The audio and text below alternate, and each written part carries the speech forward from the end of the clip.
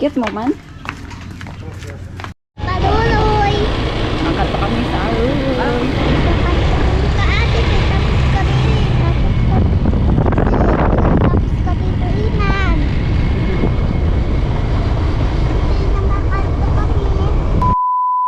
Hi guys! In this video naman, may ganap pala yung aking pamangkin na si Faith, and as a supportive tita, syempre nanood kami. Kasama ko pala yung pamangkin kong si Keith. So lahat pala sila dito is kindergarten. And sa araw na to is i-showcase nila yung kanilang talents. And yung aking pamangkin, since very talented siya at memorizing, as in napaka-sharp ng kanyang memory. So siya yung panlaban ng kanilang school, which is yung Kapsay Elementary School. And eto na nga siya, naka-uniform lang pala sila dyan. And before, sabi hindi daw pwedeng mag-makeup, pero pagtingin ko sa pamangkin ko, may makeup naman siya. So pretty. Before nga siya sumabak sa stage is nagpabili muna siya ng kanyang snacks. Pero mabilisan lang nga yung pagbili namin dyan kasi sila na yung susunod. Yung mama niya nga dyan is sobrang stressed na sa amin kasi ang tagal nga raw namin. And after namin bumili doon, napila agad siya dyan kasi siya na yung susunod. And this is her performance. I'm so proud of my niece. Super proud. We are super proud.